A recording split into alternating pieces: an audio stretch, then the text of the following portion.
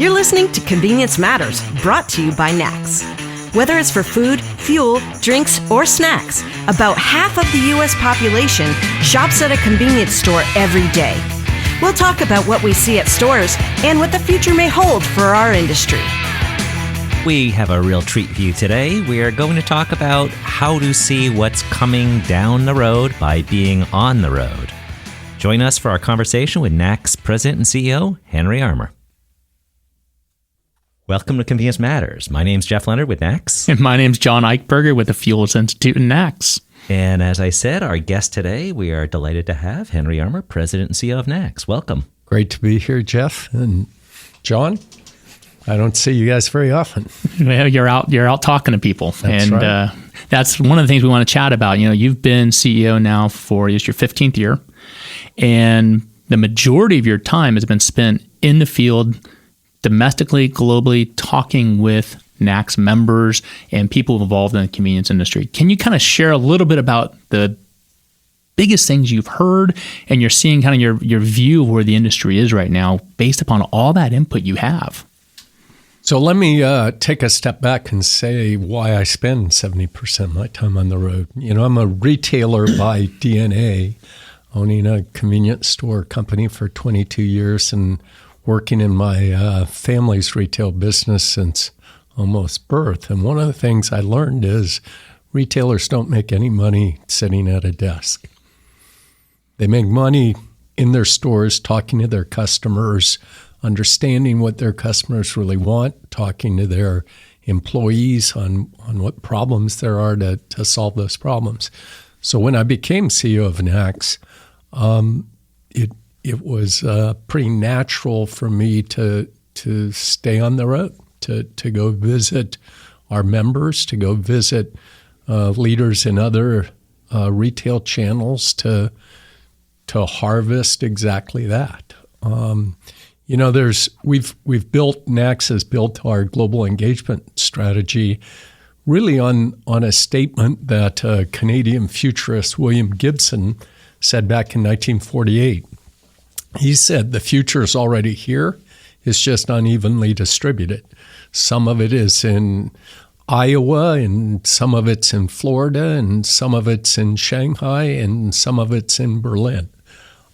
So my travels are really to do two things. First is to understand the big issues, particularly the strategic issues that our members in the states around the world are facing, so that NACS can help, can guide, develop tools, certainly embark on advocacy that's responsive to those issues.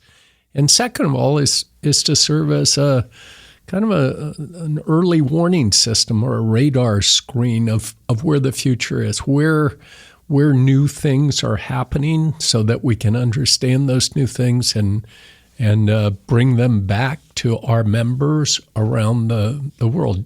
John, a lot of the work you do at the Fuels Institute is right along those lines, whether it's natural gas or EV or hydrogen. All of those, as you've shared in many of our conferences, are happening at different paces and in different ways in different states and in different countries. So that's why I'm on the road all the time.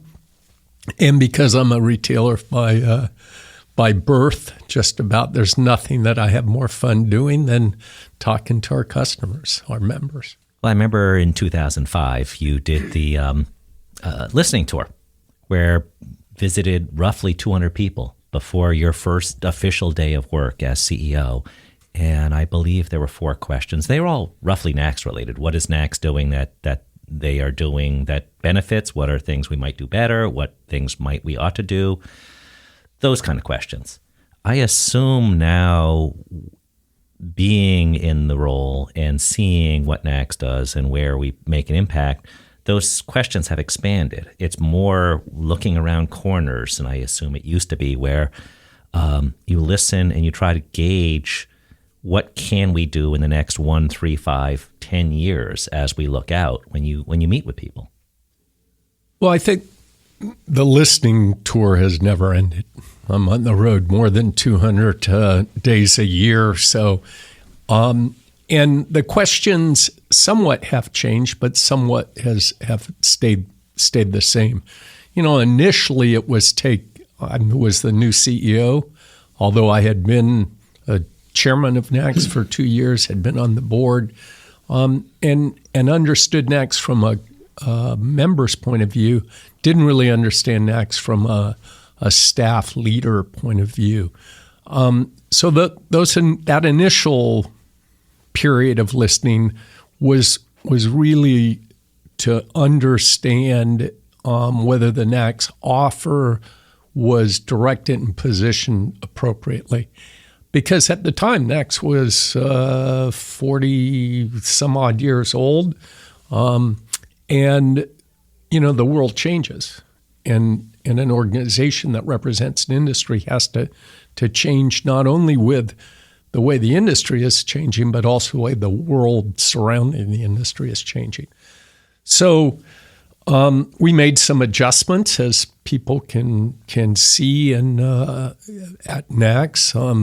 We certainly increased the focus on fuels. The Fuels Institute that John leads was created to do that. We've introduced much higher level of executive education. Our benchmarking data needed to go to a higher level.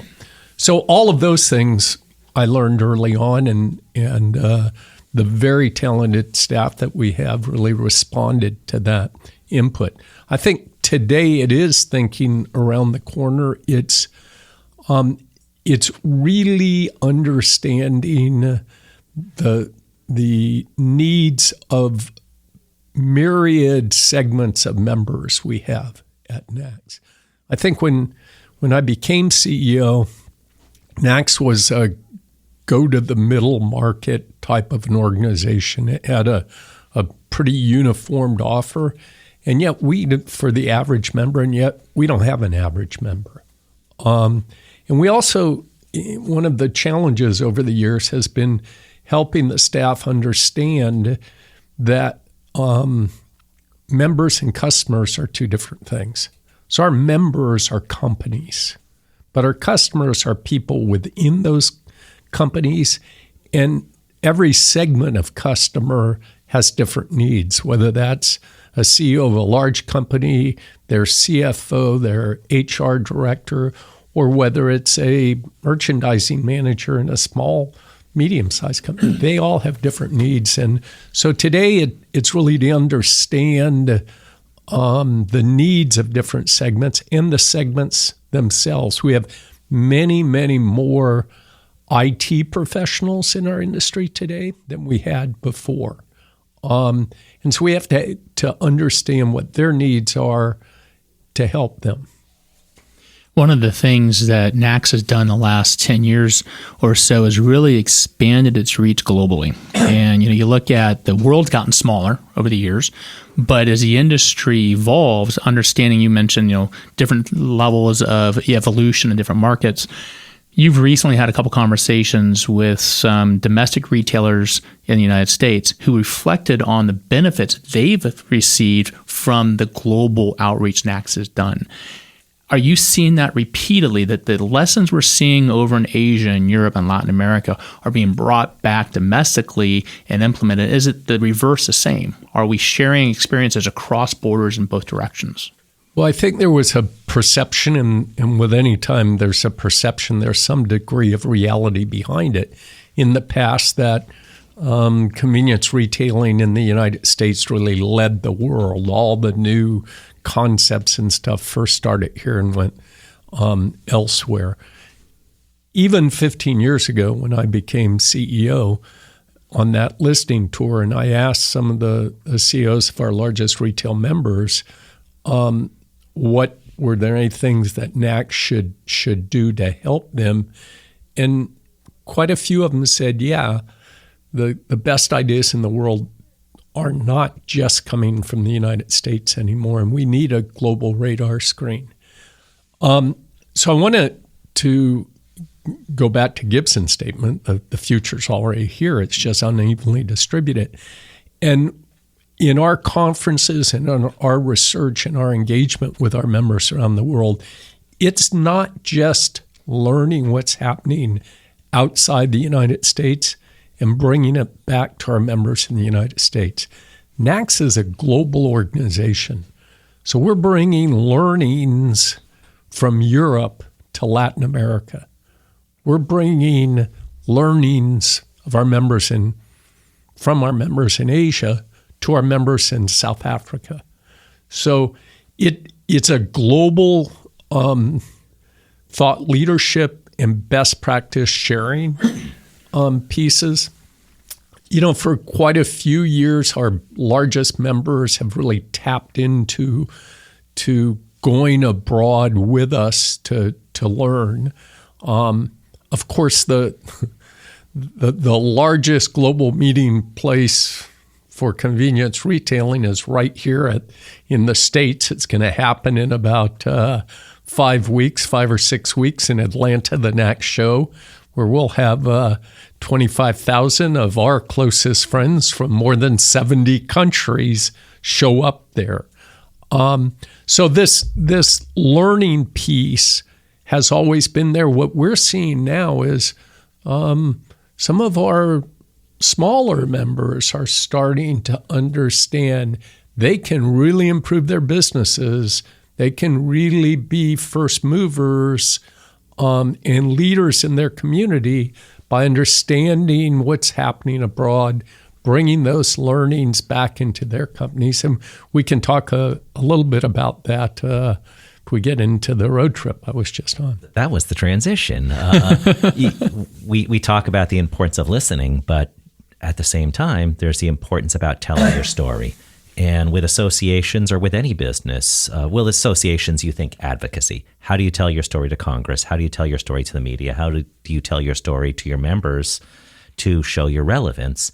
And then how can our members also tell stories? So really, it becomes advocacy. Maybe we want to rename it storytelling, because it is, how does your business tell stories? And along the way, on the road, you certainly have plenty of stories to tell. And I think one of the coolest things is you recently went on a 3,000-mile road trip where thinking how many different association executives can do something like this, that it's relevant. Being in stores, buying things that you need on a road trip, because everybody knows convenience stores are where you go for road trips. So there was a nice synergy there. Can you kind of walk us through why you did this road trip and what it meant, and maybe we'll talk about a couple things along the way. So I'm always on the road. Most of the time I'm in an airplane going from city to city, visiting, doing industry update luncheons and meeting with our members. The real reason why I did this road trip was I needed to move one of our cars from Washington, D.C. to our home in Wyoming. Now, my wife, Natalie, knows that I'm pretty much of a maniac, and she said, "Oh, so that's about 2,100 miles. I assume you'll do that in 2 or 2.5 days." And I went, this is a great opportunity to take a little bit more time and visit board members and visit retail members along the way, because I'm going to be driving by there almost anywhere. Now, that caused the trip to go from 2,100 miles to 3,000 miles, because I had 900 miles of detours to get to some members, but it was great. I visited 5 NACS board member companies, 8 other NACS members, a state exec along the way. And really the questions, you referred to my early listening tour questions. The questions on this one was really, where do you get the most value from NACS? What opportunities do you think NACS has to help you with any unmet needs? And really kind of from that, what did I learn on the trip? What's of concern to people? And, when you do those type of things, the value I get from your reports back is what you've learned. And when you take that road trip and some of the meetings you had, and you take some of the other meetings and conversations you've had in the last year or so, what are the big resounding themes that are kind of resonating within the industry about where we are and where we're going, both as an industry and as an association? Sure. Let me start even broader than our industry. One of the fascinating things when I travel is I try and listen to local talk radio, right? Because you can learn so much about the different cultures, the different communities that you're in by listening to that. The politics, I will tell you, from D.C. and Maryland on talk radio are very different than the politics in Iowa and South Dakota and North Dakota and Wyoming, right? The religions are different. The focus on religions, and actually the religions themselves are different. Economics, what's driving each community is very different. You know, we're used to around D.C. getting the traffic report every 15 minutes on talk radio. Well, in Iowa, you get the farm report every 15 minutes with what's the up-to-date, what's happening to soybean prices and corn prices and all of that. So I think one of the huge, I'm not sure it's a learning, but an appreciation of what an amazing country we live in, and the mosaic and the different cultures that are together within our country. Now, for the industry, I'm super optimistic about the future of our industry. You look at all of the underlying demographic trends of increased urbanization, smaller household sizes, dual incomes, all of it points to more frequent, smaller basket shopping, and hence the demand for more what's called proximity retailing, or small format convenience retailing, closer and closer to people's homes and businesses. The instances of going to a grocery shop for a weekly or bi-weekly big shopping trip have almost disappeared. So as that continues, I'm very optimistic about that. If we look at our industry today, the core category that has just continued to increase for the last 15 years is immediate refreshment. And I got to tell you, over 3,000 miles, almost all of my stops were for immediate refreshments or for the consequence of making those stops, right?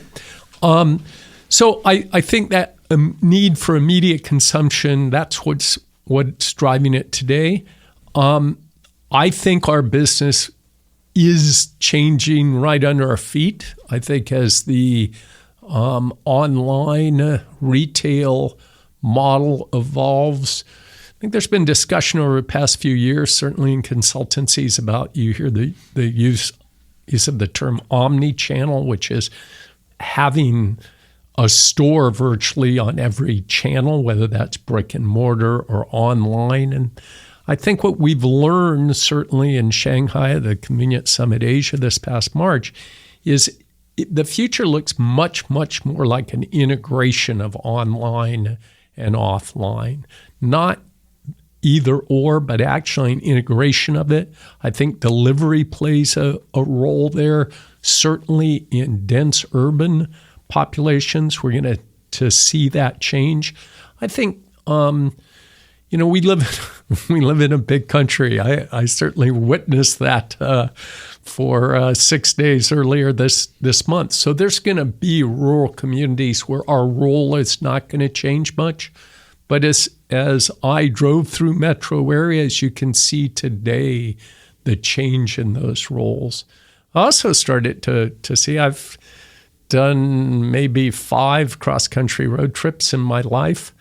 I stopped far less for fuel on this road trip than I had on any one before. And John, at the Fuels Institute, you've done a tremendous amount of research on increasing fuel efficiency of internal combustion engines.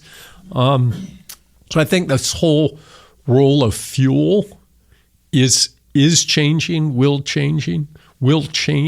I was really struck by alternative fuels in the heartland of the country. I drove past not hundreds, but thousands of miles of cornfields. And every once in a while, one of those huge cornfields was actually a huge solar panel field. And I would get farther along, say, in Iowa and go by enormous wind farms, right? So the alternative fuels are actually happening in the middle of our country. We don't necessarily see all of that in our urban areas, but I think the role of fuel obviously is going to change. Well, there is one consistent that we saw in the reports that you provided is how we still fit into people's everyday lives, not just for the immediate consumption or the buying fuel or things like that. It's that smile. It's that second generation, the family, the community involvement. And you had some examples where when you met with people, it was important to meet with the next generation or the generation currently running the business. And I think that was pretty heartwarming to hear about the level of family involvement in our industry and how everything felt really good.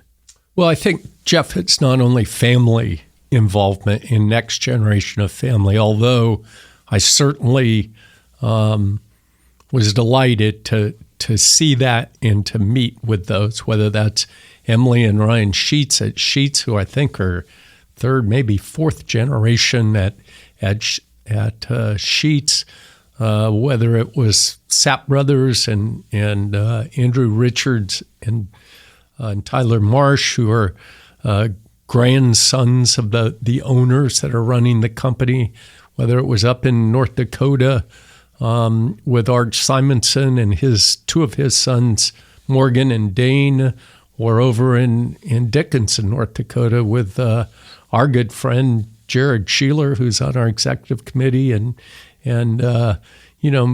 chatting with his wife and his older daughter who is working in the store also. So a lot of next generation taking place, and they're super bright. They're smarter than their parents are. And by that, I mean they're smarter about the generation that they will serve, right? Just like their parents were pretty smart about their own generation. It's a new generation.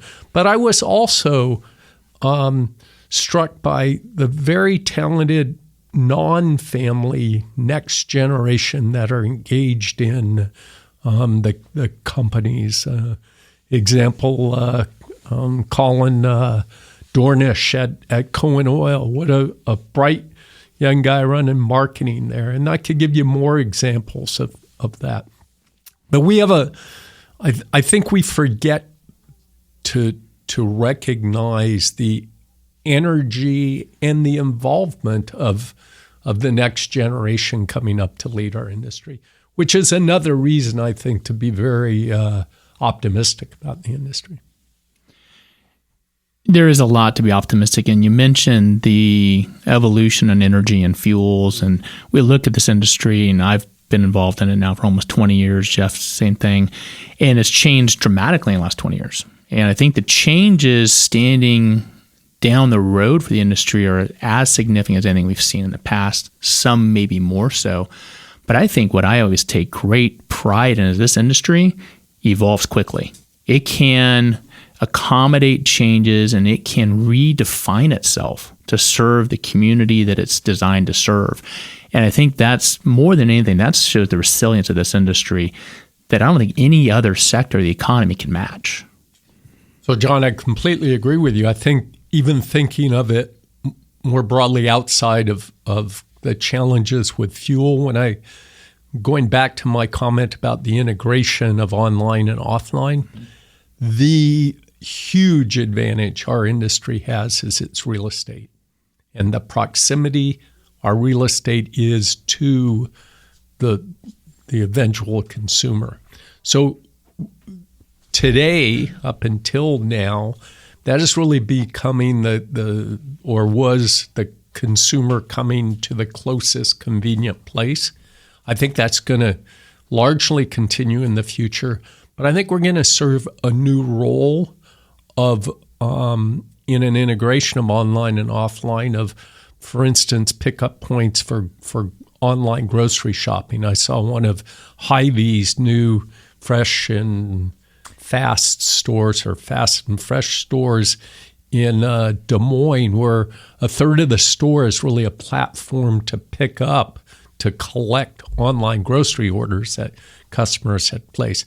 I also think we could very much become, whether we deliver the product ourselves, whether we become an online merchant also, or not, we certainly could become part of the supply chain for home delivery, particularly for small baskets.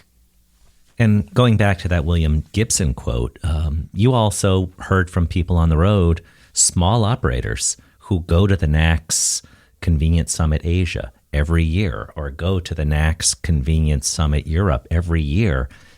Only a couple stores, they go to these meetings, they take something back, and then you met with them, they show it off and they say, I got this idea from Europe. So probably the biggest example, the most impactful example of that I saw was in Vermilion, South Dakota at Coffee Cup Truck Stop. Now, Tom Hines is the owner of Coffee Cup. I think he has 3 or 4 truck stops in South Dakota. And Tom has been coming to our Convenience Summit Europe for the last 5 years. And I always wondered, what the hell is a small truck stop operator from South Dakota coming to the Convenience Summit Europe? Mm-hmm. It just didn't make sense. I could see it really wasn't a vacation trip disguised as a business trip, because Tom actually showed up to all the meetings and went on all the tours during the European Summit. But I was always kind of flabbergasted of this. And so as I was laying out my trip, it wasn't very far out of the way to stop off to visit Tom on the way by. So he told me that, hey, he'd love for me to visit their newest truck stop in Vermilion. And so I stopped there and I walked in, and here's Tom, his wife, his son, and his daughter all standing there waiting to greet me to come in. And I was blown away by that truck stop. I had never seen a travel center anywhere in the world that is as nice as that one. And Tom's son took me an entire tour of the facility to show me what elements of the design of that travel center his dad brought back from Convenience Summit Europe. So electronic shelf tags, shelf labels that they're doing dynamic pricing with, self-checkout that he had really looked at in Amsterdam and in London the past few years, a food court with multiple branded food offers in the food court that he had picked up the design from EG in the UK, a dog park and a playground outside, which he had seen in Germany. And he had integrated all of that into this travel center that is really state-of-the-art. And it's in the middle of, well, I would say nowhere, but obviously South Dakota is somewhere. It's in the middle of South Dakota. And so that's what's great about this road trip, just hearing these stories, and we're going to hear many more. This isn't the last you're going to hear about the findings from the road trip and what it means and what we can do about it, because really our job is to, as an association, as an industry, is to be on the road and look down the road and find out what's new, what's going on out there. Hank, you also have the industry update luncheons where you go to an area, free lunch, learn about the industry. Look that up on convenience.org. We'll have that schedule up soon. Thank you for joining us today. Been a pleasure, Jeff and John. And thank you for listening. Convenience Matters. Convenience Matters is brought to you by NACS and produced in partnership with Human Factor. For more information, visit convenience.org.